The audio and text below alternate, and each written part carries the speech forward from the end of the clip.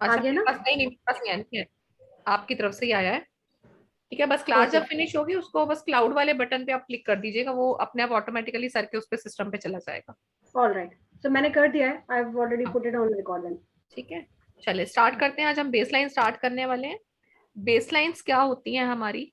ये हमारा डिसिप्लिन की लाइन है, हमारी वैल्यू की लाइन है।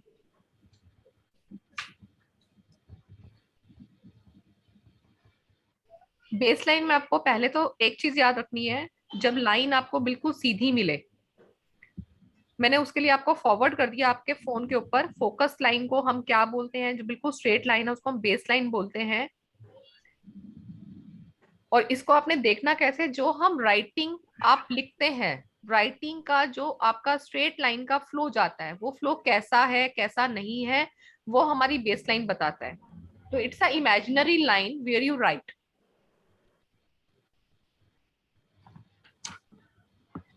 सपना जी भी आ गई हैं।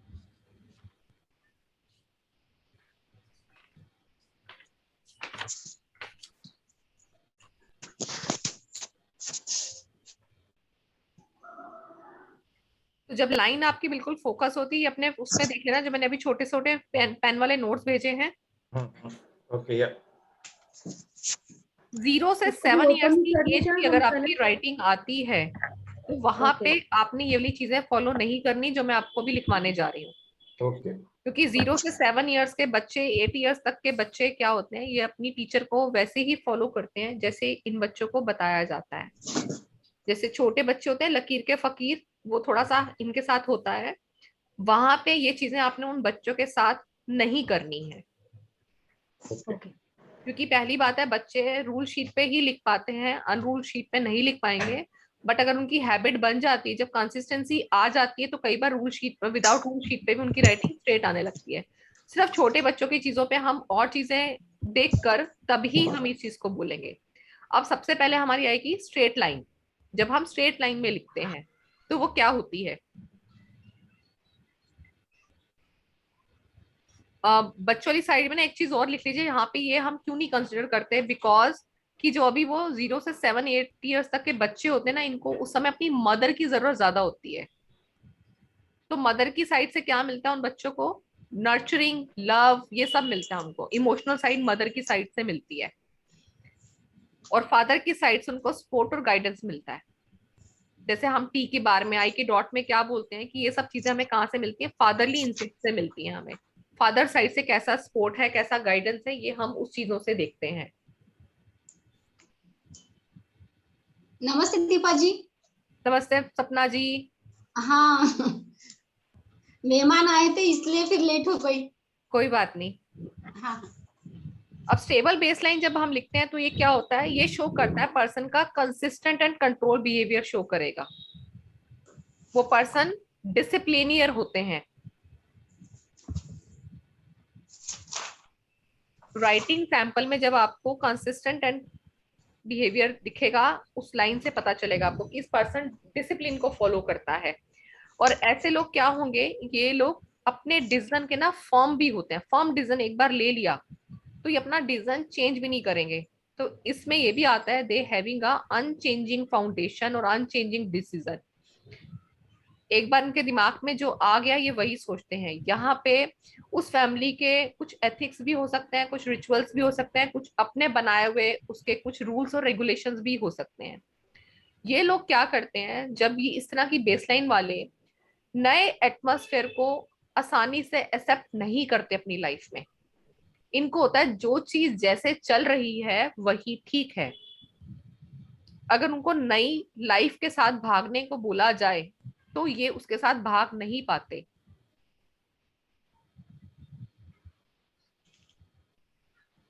इनको थोड़ा सा टाइम लगता है। हाँ, इनको हम ये कह सकते हैं टाइम के साथ साथ, हो सकता है बच्चे उनको चेंज कर दे, उसकी वाइफ उसको समझा समझा के चेंज कर दे, बट थोड़ा सा इनको टाइम लगेगा उस चीज को समझने में। ये इमीडिएटली चेंज नहीं होते जिन लोगों की स्ट्रेट लाइन रहती है। क्वालिटीज क्या होती है इनका? बेसलाइन की क्वालिटीज होती हैं, लोग डिसिप्लिन होते हैं, इनका विल पावर अच्छा होता है, ये लोग स्ट्रेट फॉरवर्ड होते हैं। इनके काम का कोई पर्पस मिलेगा, रिस्पॉन्सिबिलिटी मिलेगी इनके कामों में। ये ऐसे ही काम नहीं कर रहे होते, ये लोगों का कोई ना कोई काम का पर्पस जरूर होता है, उसको रिस्पॉन्सिबिलिटी के साथ करते हैं।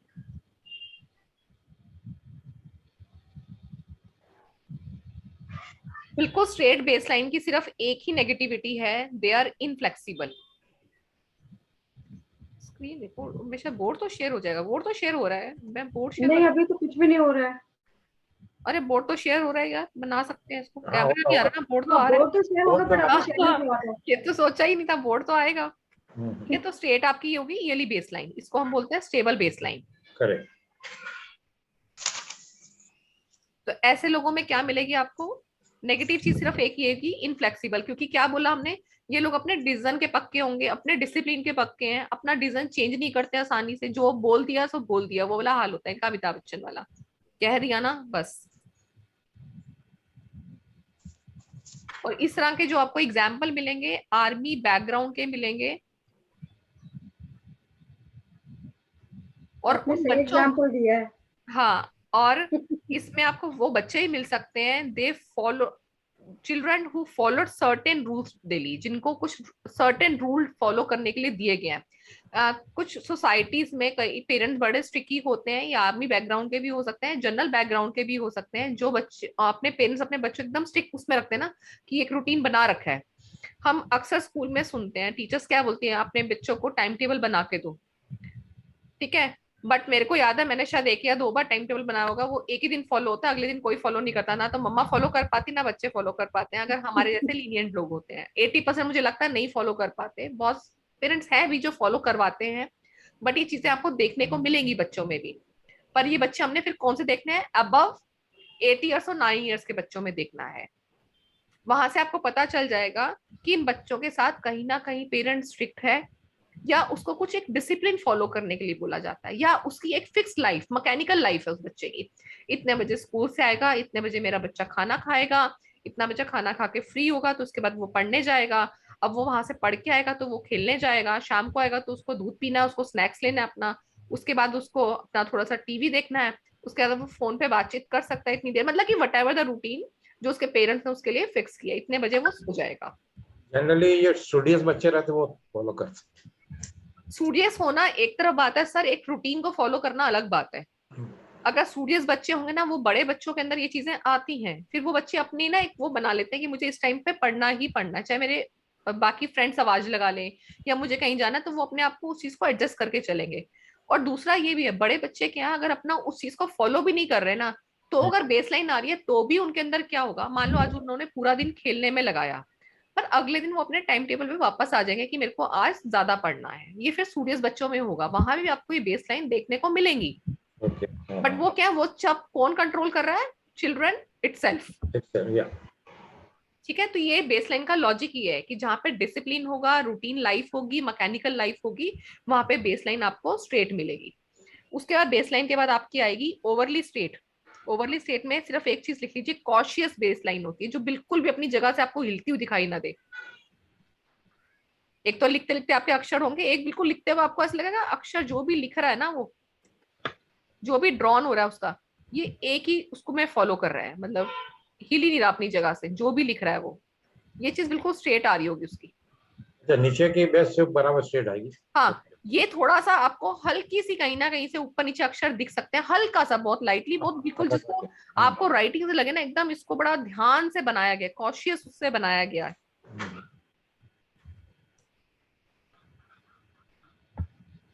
तो वहां पे क्या होता है, ये लोग थोड़े से स्वीट पर्सन होंगे, एक्सट्रीमली स्वीट पर्सन,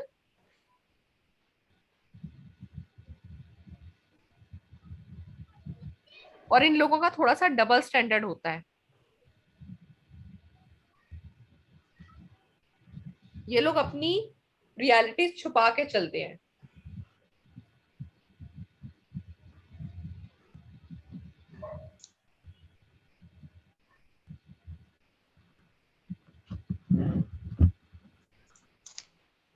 अब ओवरली चीज है, जब ओवरली में हमने एक चीज पढ़ी है ना, हम उसको बार बार पढ़ते हैं, जब चीज कोई भी चीज ओवर है तो क्या है, वो क्वेश्चनेबल है, एक है। अब अगर ओवरली स्ट्रेट लाइन जा रही है उसकी, तो यहाँ पे भी वो क्वेश्चनेबल है। अब वो क्वेश्चनेबल क्या है, मतलब कि वो पर्सन हम उसको एज अ क्वेश्चन मार्क में ही देखेंगे कि इसके ऊपर एक क्वेश्चन मार्क लगा दिया आपने कि ये पर्सन है क्या एक्चुअली में, क्योंकि हाइडिंग टेंडेंसी उसके अंदर होगी, डबल स्टैंडर्ड उसके अंदर होगा, स्वीट टॉकर वो है, तो आप उसको पहचान नहीं पाएंगे एक्चुअली इसकी पर्सनैलिटी क्या है। तो इसको हम ओवरली कॉशियस में देखते हैं। और यहाँ पे वो आपको एक तरह का मैसेज भी दे सकता है कि जो बात वो आपको बोल रहा है मे बी उसका मीनिंग ऑपोजिट हो। इसका हम एग्जाम्पल देखते हैं। लाइक उसने आपको बोला अरे आप कितने परेशान हैं, आप कोई बात नहीं, आपको जब हेल्प की जरूरत पड़ेगी ना आप मुझे आवाज दीजिएगा, मैं आ जाऊंगा, क्योंकि वो स्वीट टॉकर है। अब जब आपको हेल्प की जरूरत पड़ेगी तो वो क्या होगा, अब जब आप उसके पास जाएंगे ना, उसने आपको हेल्प ऑफर कर दी, आप तो स्वीट पर्सन है, आप तो उसके हो गए पूरे के पूरे। अब आपको आज हेल्प की जरूरत पड़ी, आप उसके पास जा रहे हैं, तो वो आपको बोलेगा ओ सो सॉरी, बस वो मेरे से अभी तुम मेरे से 10 मिनट पहले आते ना, मैंने बस अभी वो अमाउंट किसी और को दिया, अब मेरे पास है नहीं, वो मैंने जस्ट अभी मेरे से कोई हेल्प मांगने आया, मैंने उसको ऑफर कर दिया। आपने उसको कहीं चलने के लिए बोला साथ, ओ सो सॉरी, बस मेरा ना अभी प्रोग्राम बना अपनी फैमिली के साथ ना, मैंने उनको कमिटमेंट कर रखा था 3 दिन से, और मैं उनको आज भी मना करूंगा ना तो मेरी फैमिली मुझे बहुत बोलेगी। It's not reliable. मतलब कि they have some kind of excuses जब आप उनको एक्चुअली अप्रोच करेंगे। Okay. But not reliable, it means not reliable. हाँ, ये लोग रिलायबल नहीं होते, इनका मीनिंग ऑपोजिट मिलेगा। अगर वो आपको गलत बोल रहे हैं कि आप गलत हो, तो इसका मीनिंग भी आप ऑपोजिट नहीं लेके चले। वो आपको मुंह पे गलत बोल रहे हैं बट अंदर से उनको समझ में आ गया बंदा सही है, ये बंदा जेन्युइन है। इनके मीनिंग जो होते हैं ऑपोजिट रहते हैं। शो ही हो गया ना, क्वेश्चन मार्क है, शो ही हो गया। जब शो ही होगा तो उनका मीनिंग आपको समझ में नहीं आएगा, उनकी पर्सनैलिटी डिफरेंट हो जाती है। इसके बाद आती है आपकी हेल्दी बेसलाइन। हेल्दी बेसलाइन कैसे मिलेगी, वो आपको ऐसे मिलेगी, ये ऊपर की तरफ जाती हुई। 80% लोगों में हेल्दी बेसलाइन ही होती है कि पेज आ गया आपका, ठीक है, जैसे पेज है ये A4 साइज का है, और यहाँ पे मैंने लिखना शुरू किया। लिखते लिखते क्या हुआ, मैं लिख रही हूँ यहाँ से, लिखते लिखते लिखते मेरी लाइंस ऐसे जानी शुरू हो जाती हैं। हल्की हल्की जाएंगी तो धीरे धीरे क्या होगा, हमें लगेगा वो धीरे धीरे ऊपर ही जा रही है। इसको हम हेल्दी बेसलाइन में ही काउंट करते हैं। 80% लोगों में इसी तरह की लाइंस होती हैं। इसको हम ट्रू असेंडिंग लाइंस भी बोलते हैं, हेल्दी बेस लाइंस भी बोलते हैं, पॉजिटिव लाइंस भी बोलते हैं।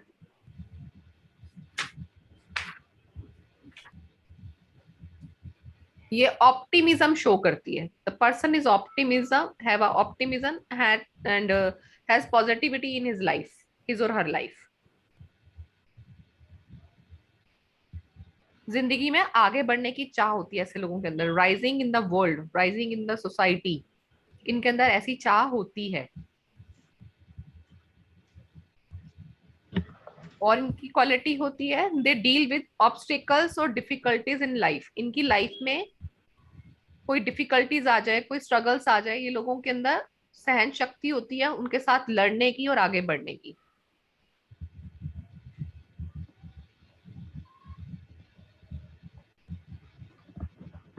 ये लोग एम्बिशियस होते हैं, एग्रेसिव होते हैं, ऑप्टिमिज्म रहता है इनके अंदर। ये बिल्कुल मेरे पेन वाले नोट्स मैंने भेजे हैं, उसमें है। Okay.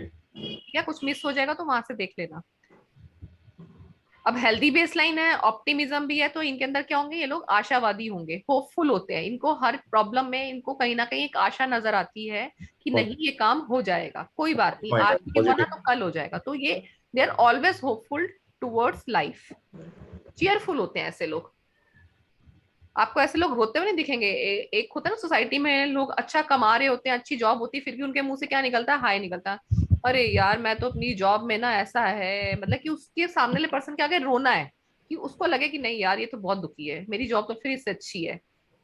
तो लोग आपको ऐसे मिलेंगे, हमारी सोसाइटी में होते हैं ऐसे लोग।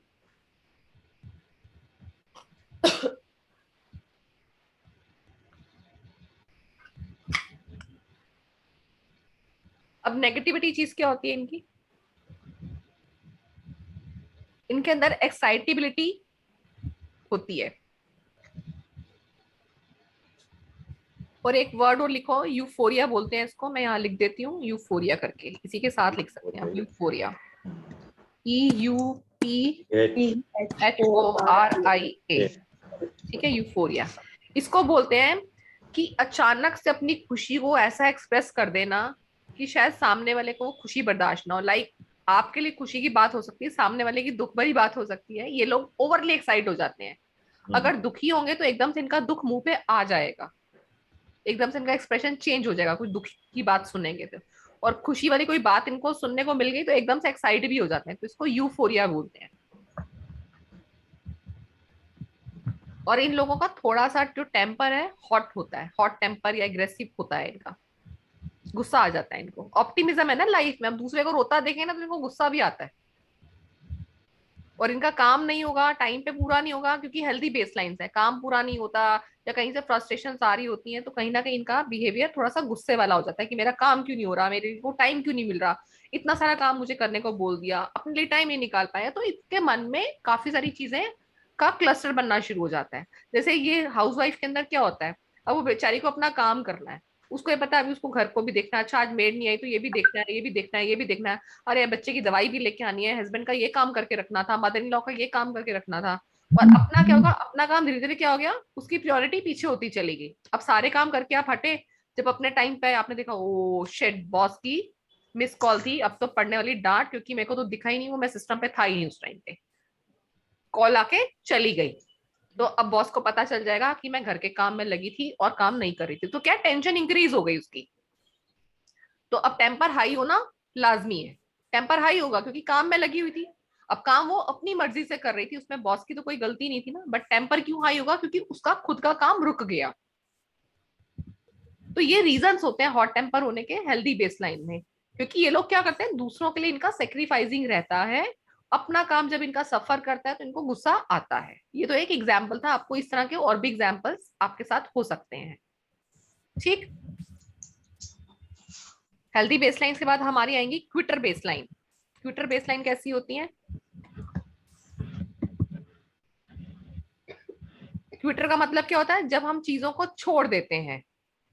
इसको कैसे ड्रॉ करते हैं, ये जैसे कोई पेज है आपका, A4 शीट पे है, वो लिख रहा है राइटिंग, राइटिंग लिखते लिखते उसका कैसे हो रहा है, ऐसी लाइंस जा रही है उसकी, वेवी वेवी टाइप ऊपर से नीचे की तरफ आ रही है, ओके ऐसे बन रही है। ये हल्की हल्की भी मिल सकती है आपको, हर तरह की मिलती है, कईयों की बहुत ज्यादा भी मिलेगी, कईयों की कम भी मिलेगी। ये क्विटर बेसलाइन होती है। ट्विटर हाँ क्विटर, QUITTER, मतलब इनको अपनी ट्विटर मतलब छोड़नी है लाइफ में, छोड़ देना छोड़ना ना। चाहते हैं। तो इसको हम कैसे देखेंगे, इस पॉइंट को हम ऐसे देखेंगे कि यहाँ से तो वो अपनी एनर्जी के साथ स्टार्ट कर रहा है काम को, क्या करा उसने, काम को स्टार्ट किया, ये काम यहाँ पर उसने पीक तक पहुंचा दिया। अब इनके साथ क्या होगा, इन्होंने देखा काम थोड़ा सा रह गया ना तो इनके अंदर आलस आ जाएगा, अब इनकी क्या होगी, यहाँ पे एनर्जी इनकी डाउन हो जाएगी, तो क्या हो जाएगा, काम को क्विट कर देंगे। ओके तो ये वो लोग होते हैं जो हमारे पास वो आते हैं ना, व्हाट्सएप पे बड़े अच्छे पॉजिटिव कोड्स भी आते हैं कि एक हाँ। बंदे ने खुदाई करनी शुरू की और थक के बैठ गया, हीरा थोड़ा सा दूर ही रह गया था, अब वो दूसरे को देख रहा है कि उसको तो एक सोने का सिक्का मिला, तो वो डर के वहीं बैठ गया कि मेरे को तो कुछ नहीं मिला, वो थोड़ा सा उससे दूर रह गया था। तो ये लोग वो होते हैं क्विटर। ये 80% अपना काम करने के बाद ना थक जाएंगे और हार मान जाएंगे और उस काम को छोड़ देंगे। सॉफ्टवेयर में छोड़ देंगे काम को। हाँ, अपने रिजल्ट के बहुत नियर पहुंच जाते हैं, बट ये उस टाइम हार मान जाते हैं जब इनको चीज वो मिलने वाली होती है। इससे पहले मतलब इसको हम ऐसे लिखते हैं, they start with a lot of mental energy but before they could achieve that goal they quit या दे रिटायर।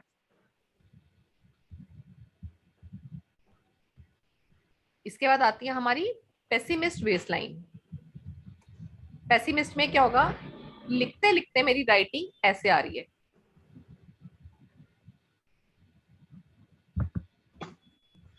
ये मेरी लिखते लिखते राइटिंग नीचे की तरफ आ रही है। एक तो हो गया थोड़ा नीचे, ये आपको बहुत नीचे भी धीरे धीरे मिल सकती है, एकदम से ऐसे। ठीक है, इसको हम बोलते हैं पेसिमिस्ट बेसलाइन। अब यहाँ पे चीजें लिखेंगे, it is the indication of sadness in a person, uneasiness, anxiety, depression, ये तीनों की निशानी है।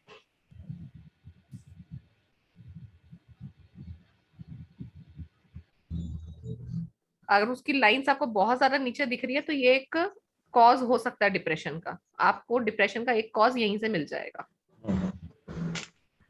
जब लाइंस आपकी नीचे की तरफ जा रही है।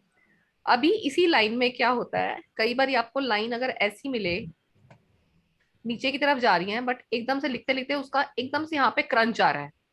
आप देखें साइज कितना एकदम से लिखा साइज जा रहा है यहाँ, बट क्रंच कहाँ आ गया, इस एंगल पे जाके एकदम से 45 की डिग्री पे 40 डिग्री पे क्रंच आ गया। जब आपको ऐसा क्रंच मिले वहां पे तो आपको अवेयर हो जाना है। वहां पे डेफिनेटली आप उसके जो भी उसका लव्ड वन है, जो भी उसका गार्जियन है, मदर है, जो भी बात कर सकें, आपको उसको अवेयर करना चाहिए कि इसे किसी काउंसलिंग की जरूरत है। इस पर्सन को,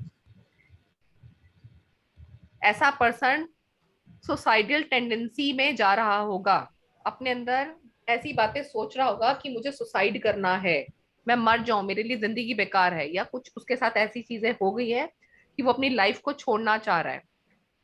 डीप डिप्रेशन स्टेज भी बोलते हैं इसको, डीप डिप्रेशन स्टेज। तो वहां पे आपको अवेयर हो जाना है। ये क्रंच आएगा एकदम से दिखेगा आपको।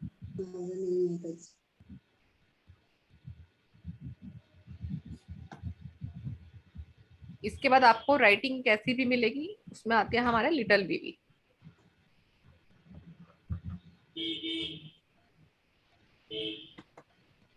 जैसे लिखते लिखते थोड़ी सी लाइन हमारी ऐसे आ रही है, लिटिल बेबी, थोड़ी थोड़ी। इस पे पेन पे थोड़ा अच्छा नहीं बनता, मैंने उस पर ड्रॉ कर रखी है नोट्स में।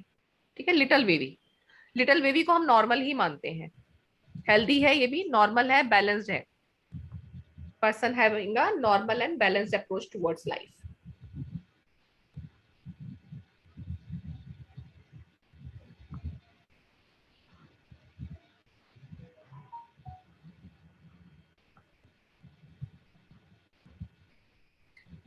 अब एक बेसलाइन आपको ऐसी मिलेगी, एक तो हमने था कि वो पहले काम आधा से ज्यादा खत्म कर लिया और उसके बाद उसने क्विट कर दिया। अब आपको बेसलाइन एक ऐसी भी मिल सकती है कि वो काम स्टार्ट कर रहा है, काम स्टार्ट करा, बड़े शौक से उसने काम स्टार्ट किया कि मैं तो आज इस काम को खत्म करके ही रहूंगा। अब क्या हुआ, बीच में वो थक गया तो उसकी एनर्जी यहाँ पे डिप हो गई। जैसे एनर्जी डिप हुई उसकी, उसको अब याद आया, अरे मेरे को ये काम तो कल ही सबमिट करना है, नहीं कर पाऊंगा, आज ही करने बैठता हूँ, और बस वो फिर वो लग गया वापस काम में।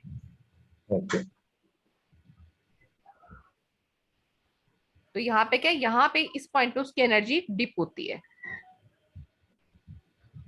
ठीक है, मंजू जी ने बोला अपने बेटे को, मैं जा रही हूँ बाहर, खाना बना के मैं जा नहीं रही, सिर्फ ये करके मैंने रख दिया है, पुलाव का सामान काटा हुआ है, सिर्फ कुकर में डालना और एक इसको सीटी दिला देना। तो बेटा मम्मा आप जाओ शांति से, देखना मैं आपको क्या पुलाव बना के खिलाता हूँ। ठीक है, मम्मा का यही पता है मम्मा इतने बजे घर वापस आएगी। अब उनके बेटे ने क्या किया, अरे मैं तो आज काम करके रहूंगा, काम स्टार्ट किया, उसको समझ में ही नहीं आया करना क्या है।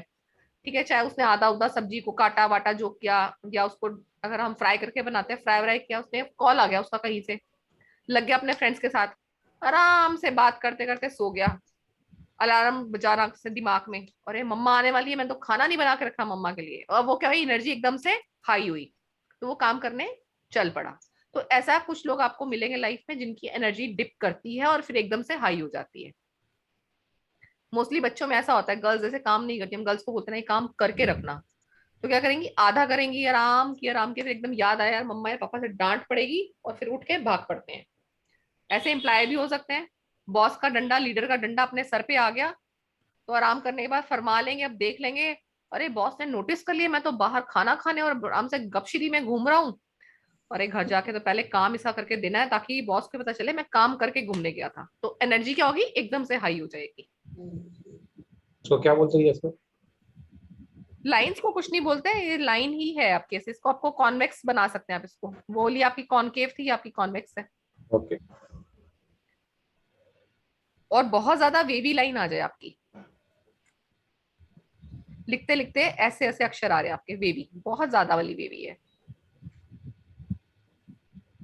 जब ज्यादा वेवी लाइन आती है तो ऐसे लोग आपको कंफ्यूज मिलेंगे, मूड स्विंग ज्यादा होता है उनका। अब इसका लॉजिक कैसे याद रखेंगे, देखो क्या कर रहे हैं, मैंने वेवी में थोड़ा सा माउंटेन जैसा बना दिया, तो क्या करें, energy high energy low, energy high energy low, है ना। तो क्या लेंगे, अब एनर्जी हाई हो रही है, लो हो रही है, तो क्या कर रहे हैं, कभी ऊपर जाते हैं कभी नीचे जाते हैं। सीधा रास्ता ले सकते थे ना, बट क्या कर रहे हैं, ऊपर नीचे जा रहे हैं, तो अपने काम को खत्म करने में टाइम लेंगे। मूड स्विंग वाला। हाँ, मूड स्विंग भी हो रहे हैं और ऊपर से एनर्जी को क्या कर रहे हैं ना, अपनी एनर्जी को पहले ऊपर ले गए, फिर ड्रॉप कर दिया, फिर एनर्जी हाई की, ड्रॉप किया। वो अपनी एनर्जी को कंसिस्टेंट रख सकते थे बट नहीं रख रहे। तो ऐसे के लोग क्या होंगे, अपना काम इनका टाइम पे खत्म नहीं होता, ये उस काम को करने में टाइम लगाएंगे।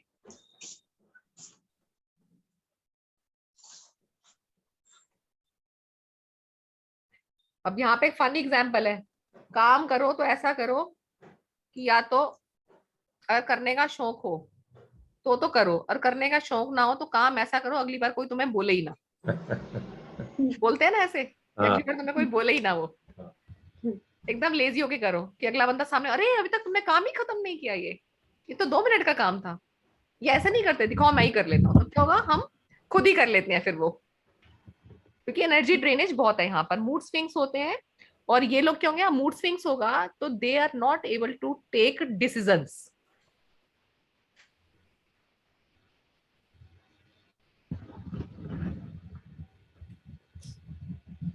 They are not able to take decisions.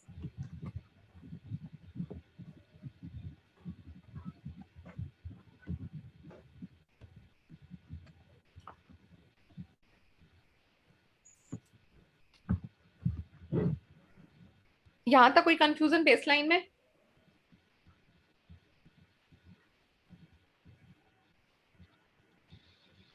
मैंने आपको स्लांट्स बताए थे, स्लांट नहीं बताएंगे। स्लांट नहीं बताए थे, तो एक बार पहले ना स्लांट भी लिख लो।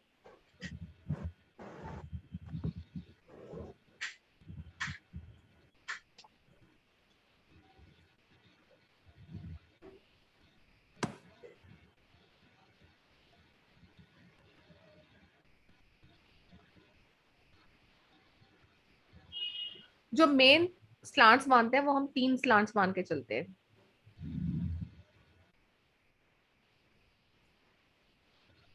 एक होगा आपका, ये लिखने का स्टाइल होता है, आपका वर्टिकल स्लांट है, या आप लिखते हुए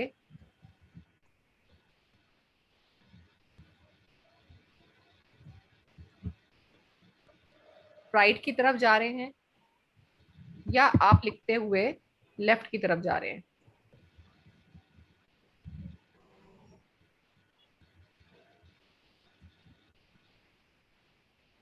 यानी कि लेफ्ट की तरफ जा रहे हैं। ये आपका वर्टिकल स्लांट है, ये आपका राइट स्लांट है। आपकी राइटिंग किस तरफ है ये भी अपने आप में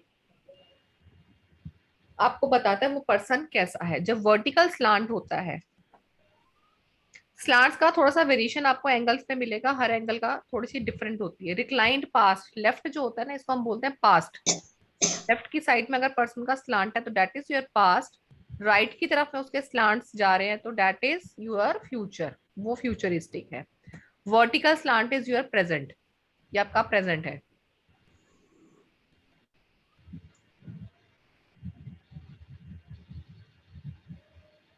कल आपने जो एक एनालाइज किया, हाँ जी वो मेरे ख्याल से हितेश जी, आपकी आवाज चली गई थी बीच में।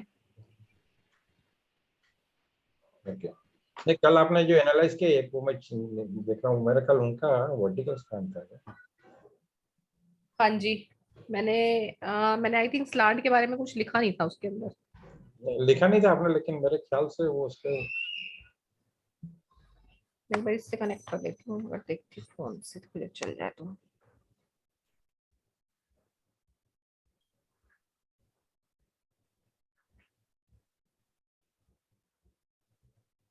नहीं नहीं, उनके बराबर है, ठीक है, मोरलेस ठीक है उनके तो। नहीं, इनके मोरलेस ठीक है मेरे ख्याल से। खाली एक लिसनिंग का एल, खाली एक। ठीक है, चले लिखें।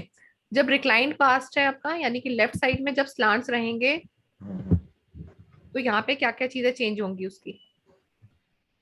लेफ्ट साइड का जो स्लांट है, लेफ्ट साइड की जो चीजें हैं, आपको याद होगा मैंने एक एफ बताया था, जब लेफ्ट साइड से मूव करता है वो तो क्या होता है, वो मदर की चीजें शो करता है, मदर का इन्फ्लुएंस शो करता है।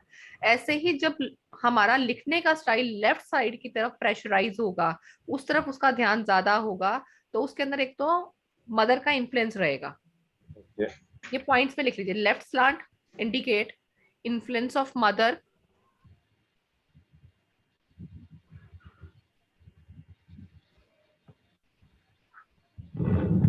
फियर होता है इन लोगों के अंदर, थोड़ा सा डरे हुए, थोड़े डरपोक लोग होते हैं fearful.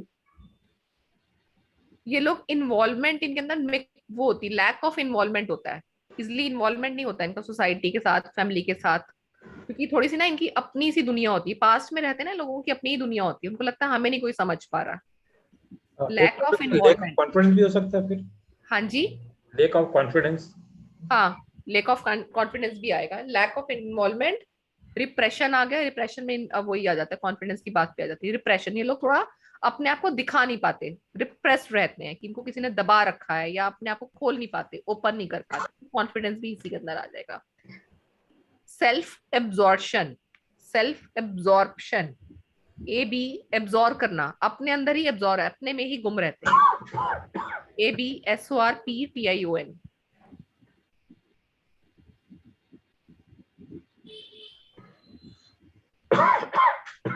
थोड़ा सा एक कॉशन लेते हैं, कॉशियस होते हैं, क्योंकि डरे हुए होते हैं ना, थोड़ी चीजें सोच सोच के करते हैं लोग।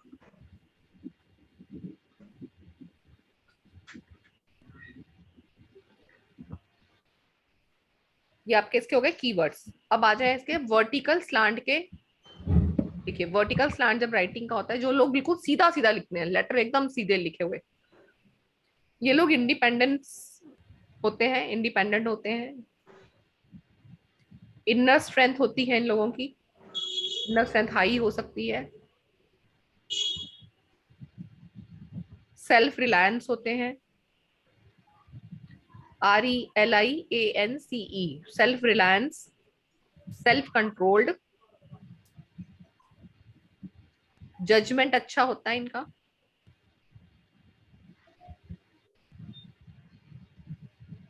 लेफ्ट में हमने लिखा था रिप्रेशन, इसमें आएगा सप्रेशन, ये दूसरों को दबाना जानते हैं, सप्रेशन, दूसरों को सप्रेस इजिली कर लेते हैं लोग, अपने जो एक्शंस लेते हैं वो भी यही इंडिपेंडेंट लेते हैं, किसी का सहारा नहीं लेते अपना एक्शन लेने के लिए, इनको कुछ करना है अपनी लाइफ में तो ये लोग कर लेते हैं, किसी और से पूछते नहीं है। वर्टिकल स्लैंट, क्योंकि इंडिपेंडेंस बहुत ज्यादा होती है इनके अंदर। ये पॉइंट्स एक बार फिर बोल देती हूँ, independence, inner strength, self reliance, self control high होता है, जजमेंट अच्छा होता है, सप्रेशन, दूसरों को सप्रेस इजिली कर लेते हैं ये लोग,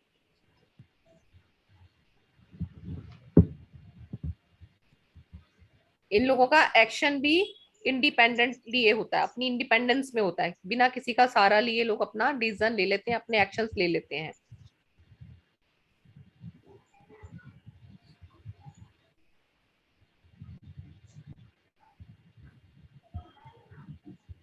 right side, right slant, right slant के आपका फ्यूचर है, जो लोग राइट साइड में लिखते हैं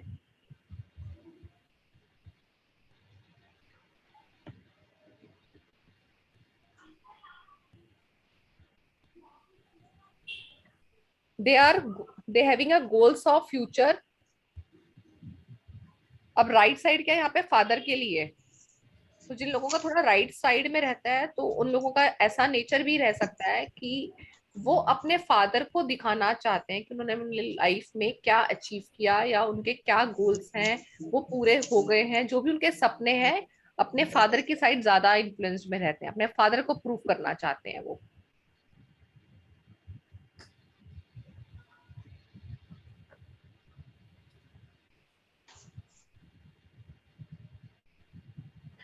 करेजियस होते हैं ये लोग,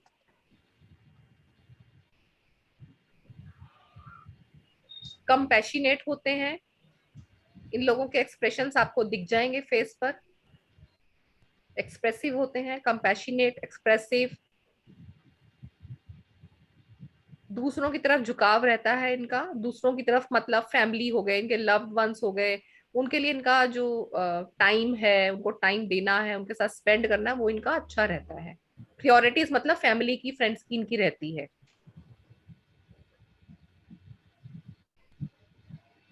जिन लोगों को, जो लोग अपने मतलब दिल से दान करते हैं ना, लोगों की राइटिंग में भी आप राइट स्लांट दे सकते हैं। जिनका राइट स्लांट रहता है उनके अंदर गिविंग की जो टेंडेंसी है वो ज्यादा होती है, उनकी फीलिंग्स बहुत ज्यादा होती हैं उस तरफ, क्योंकि अफेक्शनेट होते हैं, बहुत एमिकेबल लोग होते हैं, बहुत फ्रेंडली लोग होते हैं ये लोग, इनका नेचर सेंसिटिव और इमोशनल होता है, तो इन लोगों को, ये लोग दान वान बहुत जल्दी ही करते हैं, और दूसरों की दुख देख के ना ये लोग भी दुखी हो जाते हैं।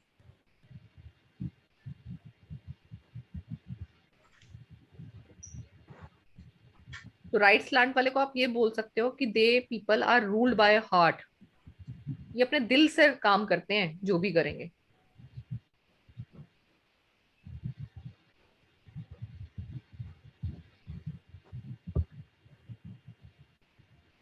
अब यही राइट स्लैंड में बहुत नीचे की तरफ झुकी हुई राइटिंग लिखता है कोई, लिखते लिखते उसकी राइटिंग बहुत ज्यादा राइट में जा रही है ना, तो बहुत ज्यादा राइट होनी भी अच्छी नहीं है, क्योंकि फिर वो क्या होगी, ओवरली हो गई। ओवरली होगी तो क्या होगा, ये हंसेगा रोएगा तो छोटी छोटी बात पे भी बहुत हंस लेगा, छोटी छोटी बात पे भी बहुत ज्यादा रो लेगा, इतना ज्यादा रो लेगा कि अपने आप को सोचेगा भाई मेरे से दुखी ही कोई नहीं है।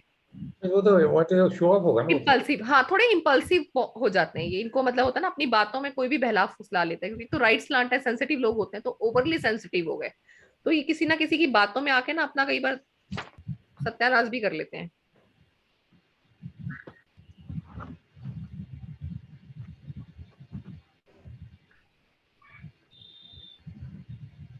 और ज्यादा एक्सट्रीमली स्लांट हो गया, आपको लग रहा है उसके लेटर नीचे की तरफ ही लिखते जा रहे हैं, उसको हम लिख सकते हैं एक्सट्रीमली इंक्लाइंड। मैं इसकी फोटोज भेज दूंगी, थोड़ा सा आपको आइडिया हो जाएगा मैं किसके लिए एक्सट्रीमली बोल रही हूँ। अब बहुत सारे एक्सट्रीमली इंक्लाइंड होंगे, उसको ब्रैकेट में लिख दो कि ऐसा लगेगा लेटर गिर रहे हैं। Falling letters. हाँ, अब इनका जो होगा ना रिएक्शंस का वॉल्केनो, वो एकदम से ही फटेगा।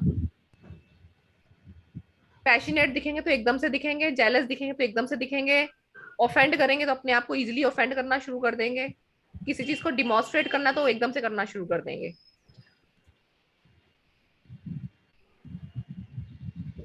किसी को हेट करना होगा एकदम से इतनी हेट कर लेंगे उससे कि कुछ, इसके आगे तो कुछ है ही नहीं जिंदगी।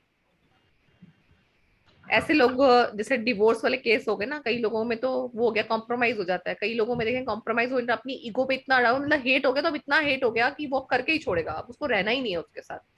तो ये वाले केसेस में भी होता है, एकदम बिटर सिचुएशन होती है इनके साथ, ये अपने सेल्फ को कैरी नहीं कर पाते, इम्पल्सिव बहुत ज्यादा होते हैं।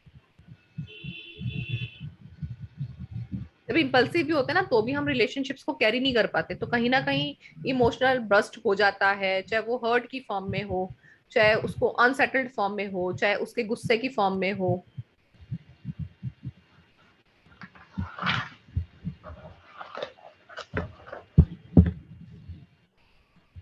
वर्टिकल्स में क्या होता है, हम लोग जो सीधा सीधा राइटिंग लिखते हैं, रिक्लाइन में क्या होता है, जो हमने वर्टिकल में पढ़ा था, इन लोगों को इजीली कोई बेवकूफ नहीं बना सकता, इनको पता है इनको कहाँ पे बात कैसे संभालनी है।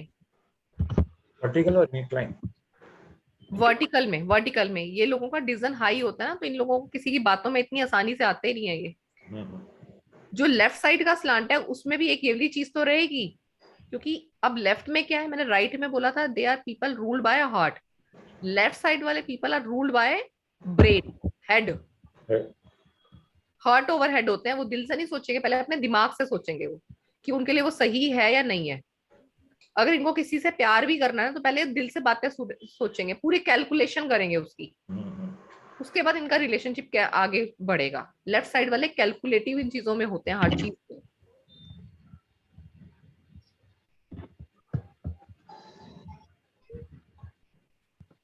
क्योंकि इनका अपना सेल्फ इंटरेस्ट होगा ना, ये उस चीज में सोचते रहेंगे कि मेरे लिए ठीक है नहीं, मतलब उसके पूरे प्रो एंड कॉन सोच डालेंगे ये। राइट साइड में हो गया हर्ट ओवर हमारा हेड, ठीक है। अब एक होगा हमारा अनस्टेबल स्लांट भी आएगा, उसमें आपको स्लांट दिखेगा ना, तो उसका कभी प्रॉपर लेफ्ट में है ना, उसका राइट में है ना, उसका वर्टिकल है। आपको कभी उसके लेटर दिख रहे हैं लेफ्ट में जा रहे हैं, कभी राइट में जा रहे हैं, कभी उसके स्ट्रेट जा रहे हैं, तीनों तरह के में भी दिखेंगे। तो ऐसे लोग क्या होंगे, वहां पे आप लिख सकते हो नेक्स्ट टॉपिक में अनस्टेबल स्लांट। अब अनस्टेबिलिटी होगी तो क्या होगी, हमने लाइंस में देख रही, लाइन सीधी नहीं है, लाइंस वेवी है, अनस्टेबल है, तो क्या हो गया, मूड स्विंग आ गया एक, तो पहली बात। तो यहाँ पे भी जब वो तीनों तरह के स्लांट्स को यूज करेगा तो एक तो मूड वाली बात आ जाएगी उसके अंदर, यहाँ पे उसके मूड्स और जो थॉट्स हैं उसका मूवमेंट सेम नहीं रहता होगा उसके अंदर, एक क्षण कुछ एक क्षण कुछ। जो इनका इमोशनल नेचर होता है थोड़ा सा इराटिक होता है, सन की टाइप होता है थोड़ा सा, क्योंकि इनका वो क्या हो गया ना, जब मूड्स और थॉट्स के अंदर इतनी वेरिएशंस मिलेगी ना तो सन की हो जाते हैं लोग। नहीं नहीं, मैं तो ऐसे ही बोला था, नहीं नहीं तुमने गलत सुना। तो ये थोड़े से वो होता है कि नहीं ये काम ऐसे ही होना चाहिए, सिर्फ सनक होती है ना किसी चीज की, काम करना है तो बिल्कुल एकदम करके छोड़ेंगे, नहीं करना तो बिल्कुल नहीं करेंगे, कि नहीं मेरे को ये इसमें जैसे होता है अंधविश्वास टाइप भी चीज होती है, तो वो भी इसमें आती है कि नहीं नहीं ये काम तो हमें इस टाइम करना ही नहीं है। तो सनक आ जाती है किसी ना किसी चीज के अंदर हमें नहीं, और ये भी अनप्रिडिक्टेबल होगा कि वो सन की आपको किस टाइम दिख रहे हैं, क्योंकि टोटली अनप्रिडिक्टेबल लोग होते हैं जिनका स्लांट वेरिएट करता है। क्योंकि जो इनका स्विंग होता है ना, इनका रिप्रेशन और एक्सप्रेशन दोनों के बीच में ढंग से सामंजस्य नहीं बिठा पाता। एक्सप्रेशन अलग जा रहे होंगे, इसको लग रहा है कोई इसको रिप्रेस कर रहा है, कोई लाइक जैसे कोई चीज इसको दबा रही है, इस पर कोई प्रेशर किया जा रहा है, बट उसका एक्सप्रेशन अलग है। जैसे मैंने उसको दबा दिया, तुम्हें ये काम करना ही नहीं है, तुम्हें ये मतलब जैसे मैंने अपना फोर्सफुली उसको नेचर दिखाया, तो वो अपने एक्सप्रेशंस मुझे समझा नहीं पा रहा, लाइक मैं समझ नहीं पा रही कि उसको मेरी बात अच्छी लगी है, वो उसको करना चाहता है या नहीं करना चाहता, मैं उसको समझ नहीं पाऊंगी। मूड खराब होगा। हाँ, माहौल खराब होगा नेचुरली। देखो जब एक्सप्रेशन नहीं मिलेगा तो माहौल खराब होता ही है ना। मुझे समझ में नहीं आ रहा वो क्या कहना चाह रहा है, जैसे होता है न्यूट्रल फेस हो गया। आप बचा रहे हो उसको दुख की बात, बट उसको पता ही नहीं है। मैंने जैसे बोला कि यार उसकी डेथ हो गई ऐसे से, अरे अच्छा उसकी होगी, उसको तो बीमार था। उसको प्रिडिक्ट ही नहीं कर पाओगे कि अगर वो उसको पसंद नहीं करता तो वो उस चीज को हल्के में ले रहा है, कि डेथ देखो कितनी सीरियस चीज मैंने उसको बताई और उसने उसको हल्के में ले लिया। तो क्या हो गया, अनप्रिडिक्टेबल हो गया। मुझे लगा था शायद इसको अफसोस होगा, बट वो क्या ले रहा है उसको हल्के में, अच्छा उसकी होगी, हाँ वो तो बीमार था इतना टाइम से। तो क्या हो गया, उसका बिहेवियर और थॉट्स हमें क्षणिक है। अब थोड़ी देर में उसको रियलाइज हुआ, उसको किसी से पता चला उसको फलाने को ऐसे हो गया, उसकी फैमिली में पूरी डिट्रॉयड हो गई है, माँ यहाँ घूम रही है, बीवी के पास काम नहीं है, बच्चे छोटे छोटे। अब वो थोड़ा सा सेंसिटिव हो गया, अब वो परेशान हो रहा है। तो यहाँ पे क्या होगा, दोनों ही तरह का नेचर उस बंदे के अंदर आ रहा है, क्योंकि वेरिएशन है उसकी राइटिंग में, एक पल में कुछ है, एक पल में कुछ है। ये लोग नेचर से नर्वस रहते हैं, अनडिसिप्लिन्ड होंगे,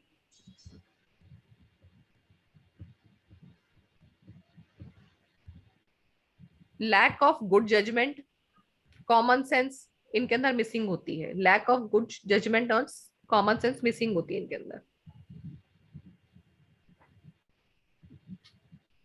और अंदरूनी ये लोग क्या फील करते हैं, सोसाइटी से ये लोग इंफीरियर हैं और ऑफ सेंटर है, लोगों की नजरों से दूर है। ये सोचते हैं कि लोग हमें तो सब पहचानते नहीं है, हमारी कोई वैल्यू नहीं है। तो इनका ये सोशली ये ऐसे रहते हैं।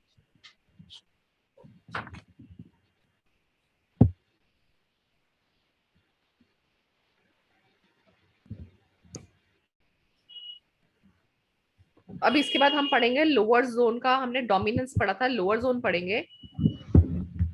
यहां तक क्लियर हो गया? स्लाइड्स कैसे देखेंगे हम? Yes ma'am, clear it is. चलो अब आगे चलते हैं।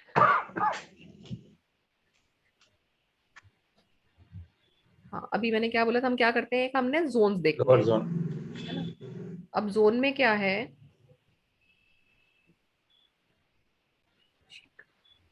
This is my one of,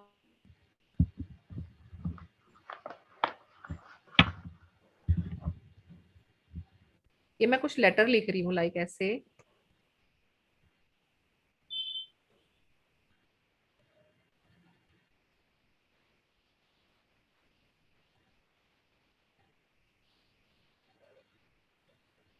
मैंने ऐसे लिखा। अब आप देखें इसका रेशो कहाँ है, इसका रेशो कहाँ है, और जो मेरे अपर जोन के लेटर हैं वो ग्रेटर देन डबल है। जब ग्रेटर देन, सिर्फ बता रही हूँ, लिखवाऊंगी बाद में। जब इस तरह का आपको फील होगा तो ये शो करेगा डोमिनेंस ऑफ अपर जोन, ये मीनिंग होता है इसका। जब हम राइटिंग में देखें ना अपर जोन डोमिनेट कर रहे हैं तो वहां पे ये चीजें आती हैं।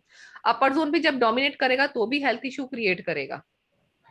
और अपर जोन जो चीजें हमारी शो करता है, हमारी स्पिरिचुअलिटी को शो करता है, हमारे इंटेलेक्ट को शो करता है, हमारी इमेजिनेशन को शो करता है, हमारी क्रिएटिविटी को शो करता है, तो वो चीजें थोड़ी सी अलग हो जाती हैं कि वो उसी चीज के बारे में सोच रहा है, पर्टिकुलर उसका ध्यान वहीं पर है। फिर डोमिनेंस आता है आपका लोअर जोन, मिडल जोन में। मिडल जोन में कैसा लेटर उसके ऐसे लिखेगा वो,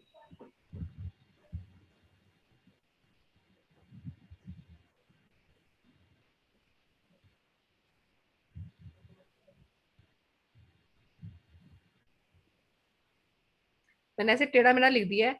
अब यहाँ पे आपको समझ में पर आ जाएगा ये हो क्या रहा है। देखो नीचे लोअर जोन का लेटर था पी वाई, देखो अब आपको कैसा लग रहा है, वो दबा हुआ ऐसा लग रहा है। मिडल जोन से वो जबरदस्ती लिख रहा है नीचे, ये देखो, ये वाई को देखो कितना छोटा सा लिखा है, पी देखो उसका और नीचे आ सकता था, उसने यही छोड़ दिया है। इसको बोलते हैं हम डोमिनेंस ऑफ मिडल जोन, कि वो मिडल जोन में प्रेजेंट में ही रहना चाह रहा है। और जब बच्चा प्रेजेंट में होता है या किसी की राइटिंग सिर्फ प्रेजेंट में ही है, तो ये लोग भी कहीं ना कहीं सेल्फ सेंटर्ड वाले हो जाते हैं, ईगो वाले हो जाते हैं, क्योंकि हमारी प्रेजेंट लाइफ क्या शो करती है, हमारी ईगो शो करती है। तो ये लोग इगोइस्टिक हो जाते हैं, थोड़े स्टबन हो जाते हैं। तो डोमिनेंस हमारा किसी भी राइटिंग में डोमिनेंस अच्छा नहीं होता, चाहे वो हमारी अपर जोन हो, चाहे हमारा मिडल जोन हो, चाहे हमारा लोअर जोन हो। लोअर जोन में कैसे आ जाएंगे उसके लेटर्स, वो हो सकता है ऐसे लिख रहा हूं।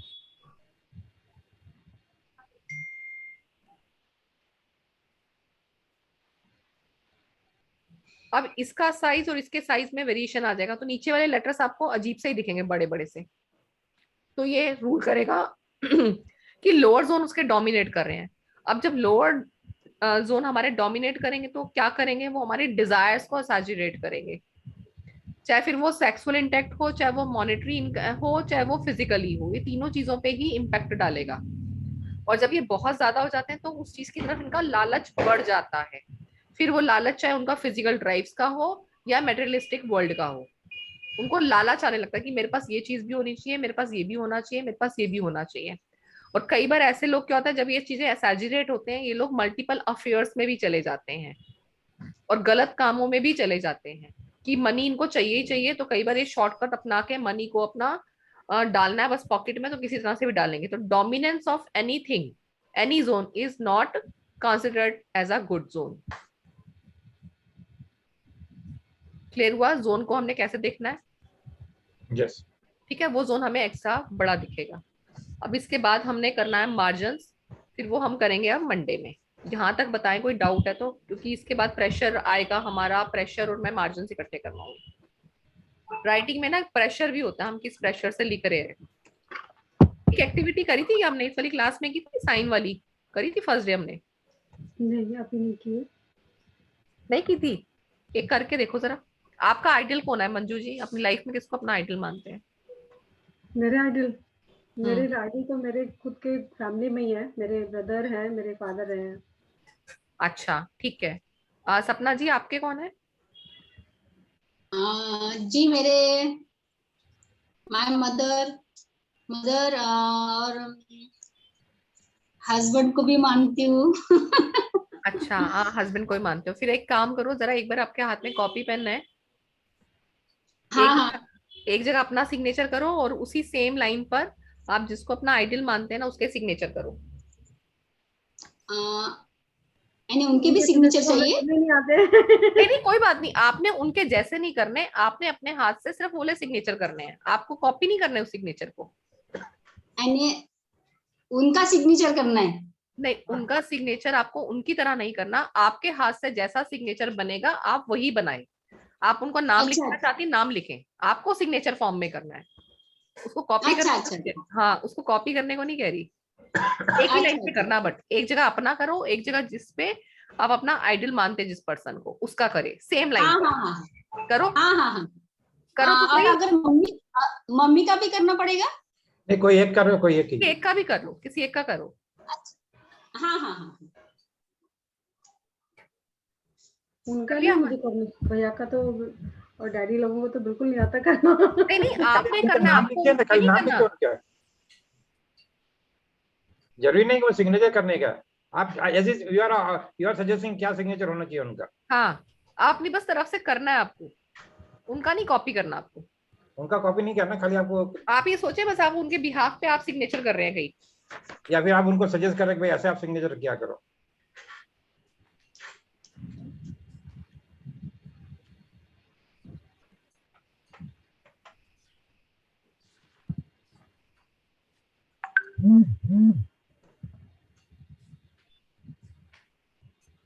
कर लिया?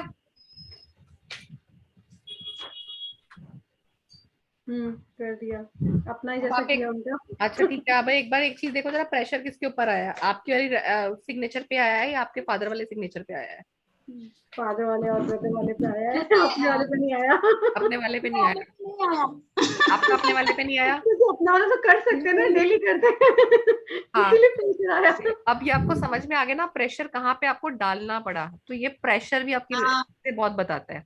अब यहाँ पे एक चीज बताओ मुझे कि आपने, हम पहले मंजू जी और सपना जी दोनों एक चीज बताओ कि आपको ऐसा हाँ लगता है अपनी लाइफ में आपने कुछ चीजें चेंज किया है, मतलब कि सोचो ना अपना प्रोफेशन चेंज किया है, लाइक अपने पढ़ाई हाँ से हाँ अलग हटके फिर कुछ किया आपने, कुछ और भी किया लाइफ, मतलब मल्टीपल वर्क किए है, जी हाँ किए।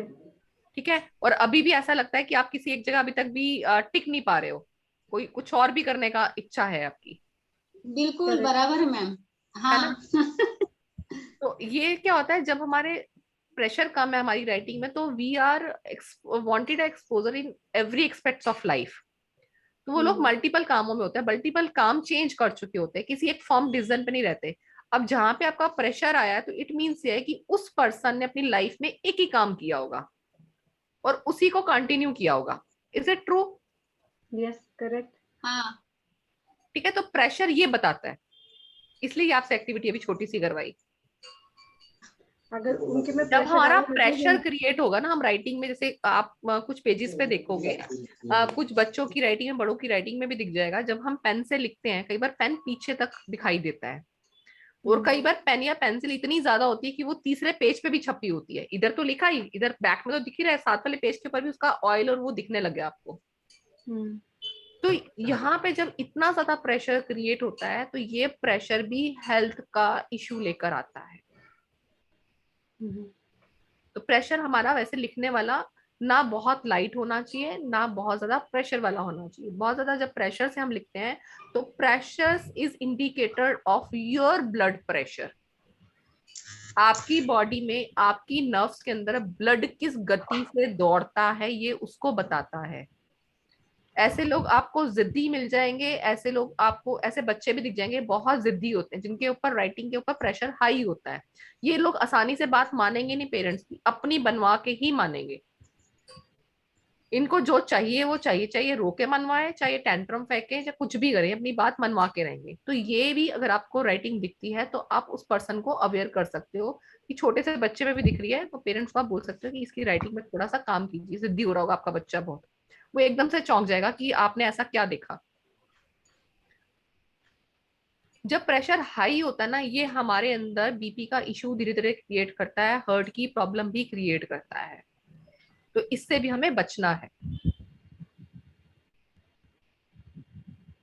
टिक लगाते हो कॉपी में? टिक लगाते हो? कॉपी टिक वाला बताया था मैंने, नहीं मैम। और सिग्नेचर वाली क्लास में बताया होगा फिर मैंने। अब वो क्लासेस दोनों साथ साथ चल रही है ना, कई बार होता है कि इसमें क्या बताया और उसमें क्या बताया है, उसमें बताया होगा शायद मैंने। अच्छा ये चलो ये बताओ, कॉपी की टिक मार्क किस किसने की हुई है? आप दोनों ने कॉपी चेक की हुई है कभी? मैंने किया हाँ, मैम। मैंने किए हैं। आपने की है? अच्छा अब एक देख के ना, जब आप कॉपी चेक करते हो आपका राइट ऐसे बनता है या ऐसे बनते हैं? ऊपर वाला। ऊपर वाला। आपका भी ऊपर वाला? ऊपर वाला बनता है मैम। अब जब ऊपर वाला बनता है ना तो ये राइट शो करता है कि you are very independent in your nature. आपको किसी का इंटरफेरेंस पसंद नहीं है अपने काम में, अपने काम के लिए फर्म हो, जो भी काम करना है बहुत परफेक्शन से करना है, करेक्ट। और जो भी काम आप शुरू करते हो वो उसका एक ही डायरेक्शन रहता है, ये नहीं कि उसका डायरेक्शन घूमता रहेगा कि नहीं ये काम मुझे अब ऐसे तरीके से करना है, मुझे ऐसे तरीके से करना है। जो एक डायरेक्शन आपने सोच ली उसी डायरेक्शन में उस काम को ये लोग पूरा करते हैं। जिन लोगों का ऐसे राउंड वाला चेक रहता है ना, ऐसे ये राउंड वाला, ऐसे जो जल्दी जल्दी नहीं हम चेक करते हैं, ऐसे सा ऐसे कर देते हैं ना, ऐसे वाला आता है जो थोड़ा सा ऐसे भी हो जाता है, तो ये लोग होते हैं, इनको अपनी लाइफ में एक्सपोजर चाहिए, ये अपनी अपनी दिशाओं को बढ़ाना चाहते हैं, अलग अलग दिशाओं में काम करना चाहते हैं, थोड़े से सॉफ्ट हार्टेड होते हैं ये। और कुछ लोग कॉपी ऐसे चेक करते हैं, ये एक लाइन मार के छोड़ी, हाँ ऐसे टीचर्स भी होते हैं ना। आप देखना आज याद करना, अगर आपकी किसी टीचर ने ऐसी कॉपी चेक करी होगी ना, बहुत स्ट्रिक्ट होगा, ब्लंट होगा, क्लास में इतनी बुरी बेइज्जती कर दी होगी ना उसने, आपके सामने रोना आ गया होगा आपको।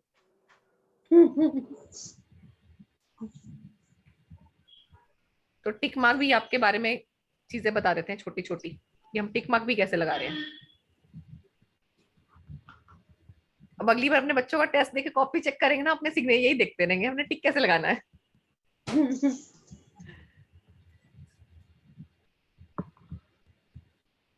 ठीक है।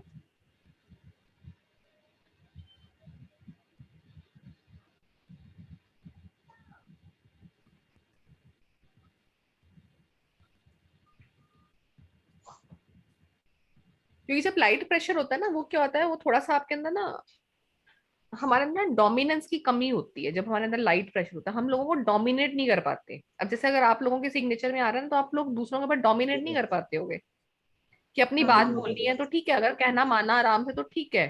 तो ऐसे नहीं होगा कि नहीं मेरी बात माननी है। तो वही बच्चों का भी आपके साथ होगा, तो उनको लगा नहीं मम्मा मम्मा तो सॉफ्ट है, मम्मा तो हाँ, वो मान बोलता जाएंगी, है मोस्ट लिबरल मदर। है ना। तो ये थोड़ा हाँ प्रेशर का भी ये इम्पैक्ट भी होता है। जब हाई प्रेशर होता है तो हाई प्रेशर से ये भी होता है, वो सप्रेशन ज्यादा आ जाता है उनके अंदर, वैक्यूम ज्यादा क्रिएट होता है उनके अंदर इन चीजों के लिए, कि वो मैडम, चीज को मनवा के रहेंगे वो। मैम एक चीज हो हाँ रहा है जी। कि हाई प्रेशर रहेगा तो थोड़ा सैडिस्टिक भी रहता है आदमी। हाँ, क्योंकि प्रेशर देखो, प्रेशर आपकी सभी चीजें आते हैं, आपका डिसिप्लिन बनाता है, आपको हाई प्रेशर आ गया वो आपको थोड़ा स्ट्रिक्ट भी बनाएगा, आपको स्टबर्न भी बना देगा। और ये बहुत ज्यादा देर तक रखना नहीं चाहिए बस इसको, क्योंकि ये हेल्थ इशू क्रिएट करेगा, और हेल्थ इशू इसका सीधा आपके हार्ट पर आएगा। ठीक है। नेक्स्ट क्लास में हम करेंगे मार्जिन्स करने हैं हमारे, वो नेक्स्ट इंपॉर्टेंट थिंग है। मार्जिन्स के बाद आपको हैंडराइटिंग में आधी चीजें तो समझ में आनी शुरू हो जाएंगी कि हमने राइटिंग को देखना कैसे है। करेक्ट। मार्जिन के बाद और अच्छी चीजें समझ में आएंगी। और मार्जिन हमारे अगर सेम डे खत्म भी हो गए ना, तो उसी दिन हम एक सैंपल लेंगे और सैंपल में पढ़ेंगे। कोई भी एक सैंपल रख लेंगे, किसी का भी, सपना जी का, हितेश जी का, किसी का भी एक रख लेंगे, या जो मेरे पास होंगे वो रख लेंगे। तो उसमें से आप बताना कि ये लाइंस कौन सी जा रही हैं और यहाँ पे मार्जिन कौन से जा रहे हैं। ओके। वहां से आप पॉइंट्स देखेंगे। ठीक है। और देखेंगे अगर वो बच्चा एब्सेंट हो, वो प्रेजेंट हो सका, तो एक बार उससे सामने से वो भी करवा लेंगे, या जिसका भी लेंगे। मान लो आप लोग तो डेली होते आते हो क्लास में, तो आप ही का सैंपल रख लेंगे, तो आप ही बताना कि ये चीजें कहाँ तक ठीक है। दो तीन चीजें आप जब सामने से करेंगे तो आपका धीरे धीरे कॉन्फिडेंस भी बिल्ड होना शुरू हो जाएगा कि नहीं हाँ मुझे समझ में आ रहा है। क्योंकि एकदम करने के बाद फिर होता ना, अब कोर्स खत्म, चलो जी टाटा बाय बाय हमारी आपकी तरफ से, अब उलझे रहो फिर उसी जगह पर। अब पहला करेक्ट। सैंपल ही आ गया तो घबरा जाओगे, अरे इसको बताना कैसे है। उसके मैं नहीं, आपको पॉइंट प्रैक्टिकल इज लिखवा दूंगी। इम्पोर्टेंट। एक प्रैक्टिकल हो जाएगा तो it will be really practical great. तो मैं 5-6 करवाऊंगी, उसके लिए आप चिंता मत करो, 5-6 प्रैक्टिकल करेंगे। और उससे पहले मैं आपको एक लाइंस भी लिखवा दूंगी कि आपको कैसे कैसे ढूंढना है, सबसे पहले कहाँ ध्यान देना है, फिर किस पे ध्यान देना है, ताकि आपके पास जब सैंपल है ना, आपको इंस्टेंट 10 पॉइंट तो ऐसे मिल जाए कि वो बंदा खड़ा खड़ा परेशान हो जाए। बाकी तो जो एनालिसिस आप उसका करोगे बाद में करोगे, उसको 10 पॉइंट, 8-10 पॉइंट ऐसे बता दो, खड़ा खड़ा वो बंदा हैरान हो जाए, यार राइटिंग इतना कुछ बता दिया इसने। तो जैसे इतना खुद डॉक्टर साहब करना का है किया आपको। आपने। हाँ, अरे तुम्हें भी ऐसे ही करना है, चिंता मत करो, तुम्हारा भी हो जाएगा। टाइम लगता है बट हो जाता है। करेक्ट। बट मेरी कोशिश यही रहेगी, मैं हर क्लास में ये बोलती हूँ कि जो चीजें मैंने फेस किया, मैं कोशिश रहती कि वो बच्चे ना फेस करें। मैंने हर टाइम, मैंने 5-5 जगह से कोर्स किया है, बट हर जगह मैं सेम फेस पे आके खड़ी होती थी, हर टाइम सेम फेस पे आके खड़ी होती थी। कि कोई, there is nobody to help out, कि आपको एक सैंपल का स्टडी भी करवा दे, नो बडी इज देयर। चाहे मैंने कितना कितना हाई पे किया हुआ है मैंने, ठीक है, होगा। तो नहीं वो होता। फिर मेरे को ये चीज समझ में आई, जब तक मैं खुद ही, फिर मतलब अपनी लड़ाई होती ना, खुद ही लड़नी पड़ी करेक्ट। कि ऐसे ही करना है मुझे। ठीक है। तो हम Manju ji recording recording stop करते स्टॉप हैं कर अभी। दीजिए।